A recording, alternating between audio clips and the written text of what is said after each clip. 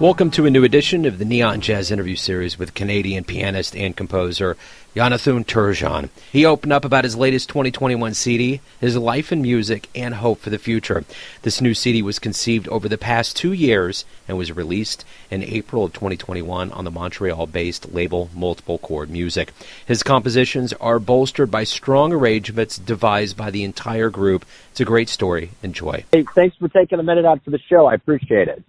That's all right. So let's talk about your first album, your latest and first album with your Quebec-based quintet.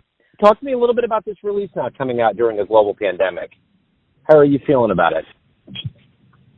Sure. So, well, it's great to have something to work on. We don't have much concerts going on in Quebec, so we took the opportunity to practice, rehearse, and record this album. It's been in the making for 2 years, so it was I should say, a long time due album ready to be released. So we are happy to have released it this spring.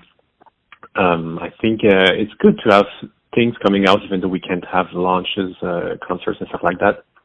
So do you have any plans, like now as the world kind of wakes up? I know that Canada is in a different place than the United States is, but I've noticed even around here, shows have been opening up and even internationally. So do you have kind of a idea of a roadmap of when things are going to start kind of happening as far as live music?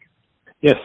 Well, we're trying to get ready, to be ready as soon as things open so that we can offer shows to all the concert halls and stuff like that, or the jazz bars when they open up. We already have 2 dates that are on hold for now for the end of June. If it's at all possible, we'll be performing 2 gigs, one in Montreal and one in Quebec. And we're trying to maybe schedule a launch tour, a postponed launch tour over maybe September, October, and November. So that's pretty much what we're thinking about. And maybe after that, if the festival's open later during the year or in 2022, we'd like to go around the world to perform the disc.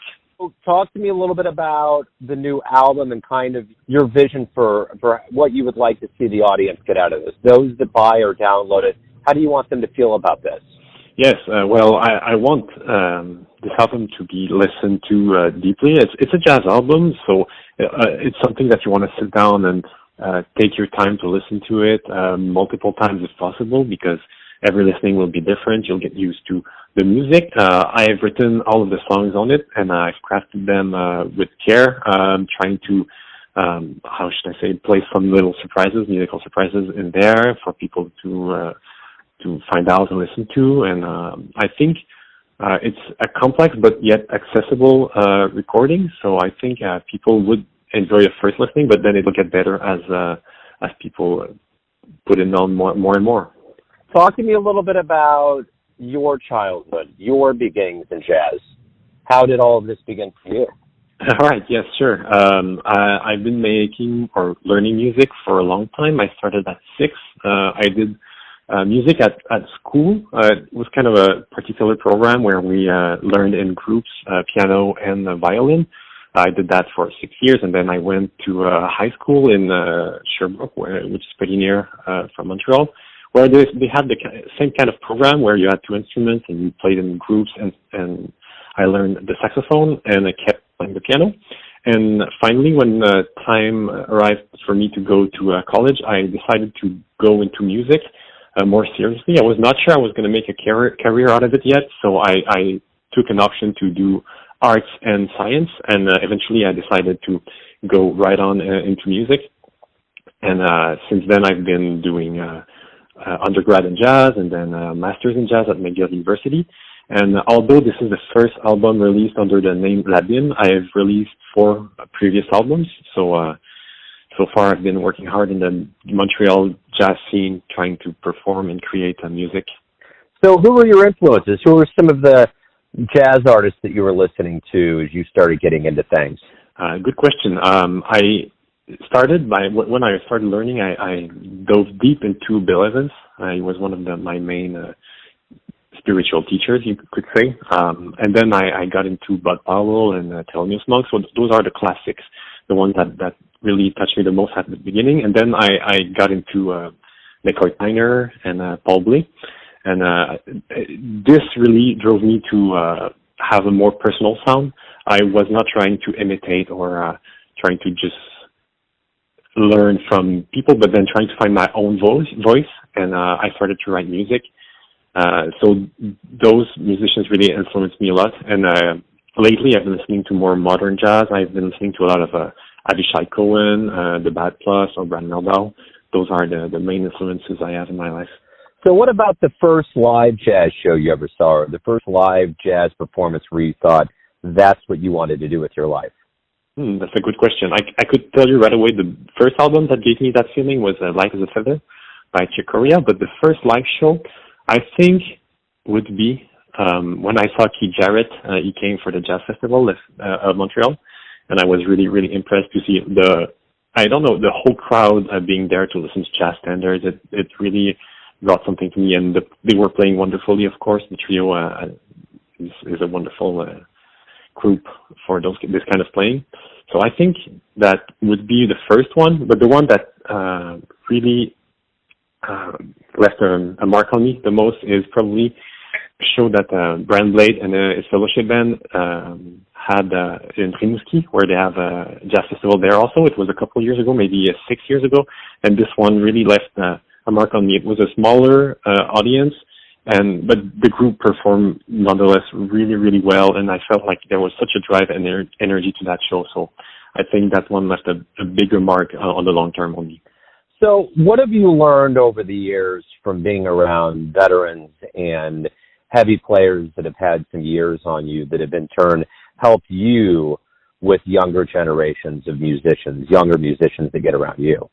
That's a good question. I think what I've learned is to stop worrying so much about how people will perceive my music.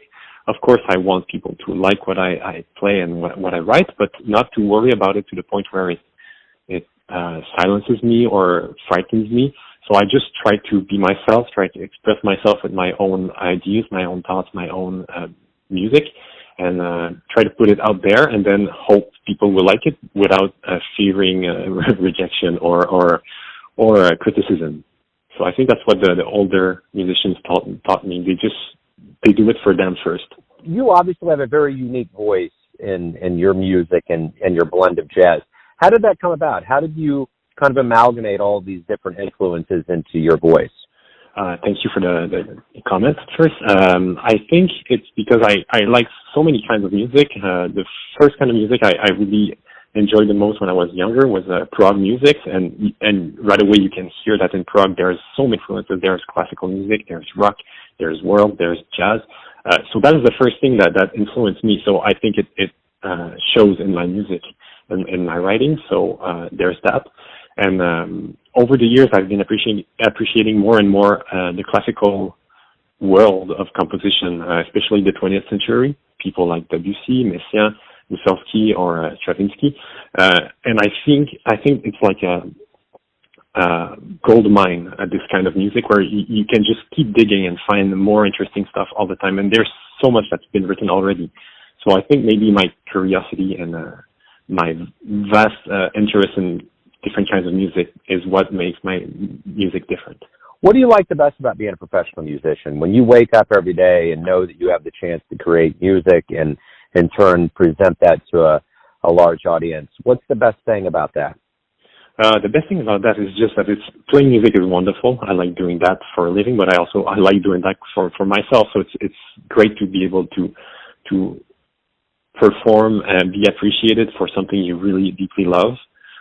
It's great because you can meet new people all the time and share something with them without even, it might sound cliche, but without speaking the same language as them. You speak music so you can play with them. It's great to exchange. It's great. I don't know. It's just about the freedom that it brings. Jazz is about freedom to me, and it's about freedom of expression and freedom of what you want to do. And you have a lot of that in jazz. So as we do get to the point where the world's waking up and more live shows are happening, when we all do finally kind of get back in earnest, you're back on stage, we're back in the crowd, what do you hope we all realize about the power of live music and being together and watching this happen in front of us? Right. Well, I think something I've learned is not to take anything for granted, especially shows and opportunities. If you have a chance to go see a concert. And sometimes, before the pandemic, I was like, maybe I'm too tired to go see that. I will go see one next week. Just jump at the opportunity and dive into it and try new things and appreciate things as they come, because we never know what's going to happen in the future. So that's something that it has taught me, and I think it's something that people should have in mind. Let's say you come to Kansas City for a live show and you have to kind of convince somebody to come see you. Tell me what a live show would be like that you would put on in Kansas City. Great. I think we have a lot of energy on when we perform live music. Every show is different because it's jazz. There's a lot of improvisation, a lot of interaction between the musicians on the stage. We've been playing together for a long time, especially the core, the trio. We've been playing for over 10 years now. So I think it's a unique experience where you see people that get along very well, friends, perform interesting, complex music, and with a lot of energy. So I think it's really something that you don't get from every group, because like I said, we've been together for a long time. We've been working on this particular album for 2 years, so it's really well presented. So everyone has an idea of who they think you are, or a perception of you, your family, your friends, your fans, but ultimately you're living your life. Who do you think you are?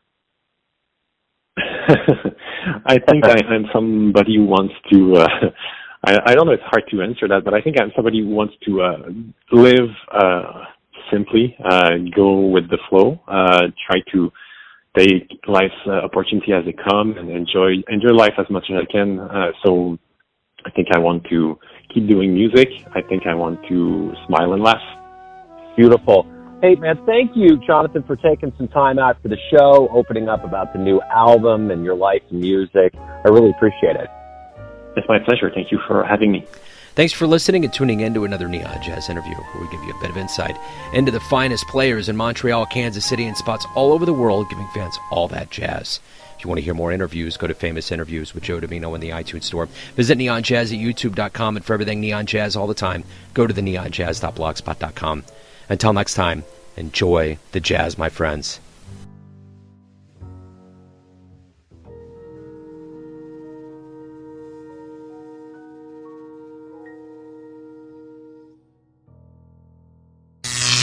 Neon Jazz.